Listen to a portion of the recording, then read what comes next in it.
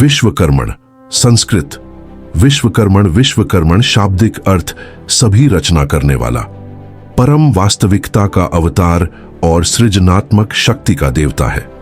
उन्हें प्राचीन वास्तुकार या इंजीनियर में से एक माना जाता है जिन्होंने भारत में प्राचीन स्मारकों, वास्तुकलाओं का निर्माण और शिक्षा दी थी। ऋग्वेद के अनुसार उन्हें समय के आगमन से पहले ब्रह्मांड का वास्तुकार, दिव्य इंजीनियर माना जाता है।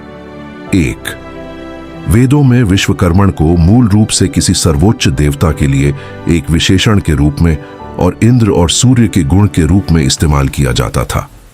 ऋग्वेद की 10वीं पुस्तक में विश्वकर्मण नाम 5 बार आता है। ऋग्वेद के 2 भजन विश्वकर्मण को सभी को देखने वाले के रूप में पहचानते हैं और हर तरफ आंखें, चेहरे, हाथ और पैर रखते हैं और उनके पंख भी हैं। ब्रह्मा सृष्टि के बाद के देवता जो 4 मुख वाले और 4 भुजा वाले हैं, इन पहलुओं में उनके समान हैं। उन्हें सभी समृद्धि का स्रोत, विचार जितना तेज और दृष्टा के रूप में दर्शाया गया है, पुरोहित, वाणी का स्वामी। ऋग्वेद के बाद के भाग ब्रह्मांड की उत्पत्ति से संबंधित रहस्यों का संतोषजनक उत्तर खोजने के प्रयासों को प्रकट करते हैं। ऋग्वेद के इन भागों में मौजूद सृजन भजन दुनिया को बनाने वाले देवताओं और उनके प्रमुखों इंद्र, वरुण, अग्नि आदि के संग्रह के विपरीत व्यक्तिगत निर्माता देवताओं का उल्लेख करते हैं। लाल ऋग्वेद में विश्वकर्मा को परम वास्तविकता, बाद में ब्रह्म के रूप में विकसित के रूप में देखा जाता है, जिनकी नाभि से सभी दृश्यमान चीजें हिरण्यगर्भ निकलती है। यही कल्पना यजुर्वेद के पुरुष सूक्त में दिखाई देती है, जिसमें दिव्य लोहार त्वष्टा विश्वकर्मा से प्रकट होते हैं। बाद के पौराणिक काल में इस अवधारणा ने ब्रह्मा और सदाशिव की कल्पना का मार्ग प्रशस्त किया। उन्हें कभी कभी त्वष्टा के रूप में भी संदर्भित किया जाता है। वैदिक काल में यह शब्द पहली बार इंद्र, सूर्य और अग्नि के विशेषण के रूप में प्रकट हुआ था।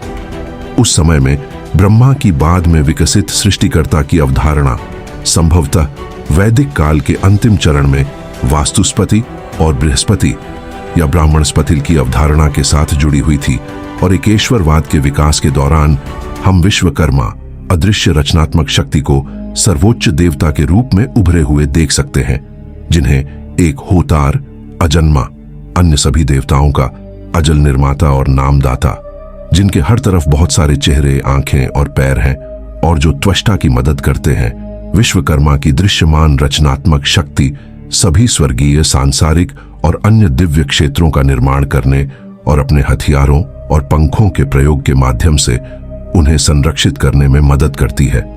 उन्होंने इस दृश्यमान दुनिया सर्वमेध के विकास के लिए खुद को बलिदान कर दिया। इस प्रकार वे पुरुष या नारायण हैं। यजुर्वेद ने उन्हें प्रजापति के रूप में चित्रित किया और अथर्ववेद में उनका उल्लेख पशुपति के रूप में किया गया है। श्वेताश्वतरोपनिषद ने उन्हें रुद्र शिव के रूप में वर्णित किया है, जो सभी जीवित रूपों में निवास करते हैं।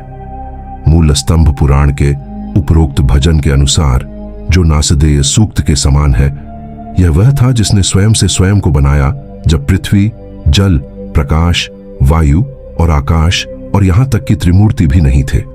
बाद में उत्तर वैदिक और ब्राह्मण काल में विश्वकर्मा शब्द अर्षि और शिल्पी दोनों के रूप में प्रकट हुआ। यजुर्वेद में इस शब्द को पंच ऋषियों के नामों में से एक के रूप में देखा जाता है।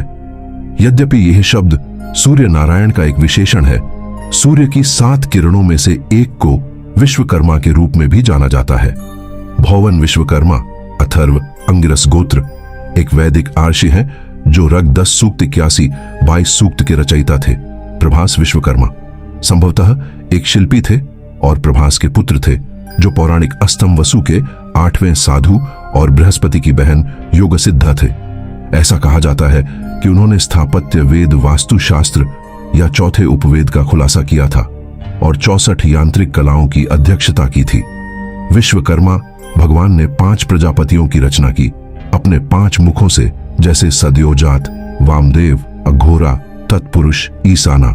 वे मनु, माया, टूष्टा, शिल्पी, विश्वज्ञ और उनके संबंधित आर्षि विश्वकर्मा जाति के गोत्र आर्षि हैं। 1 सनाग ब्रह्म ऋषि 2 सनातन ब्रह्म ऋषि 3 अहबुना ब्रह्म ऋषि 4।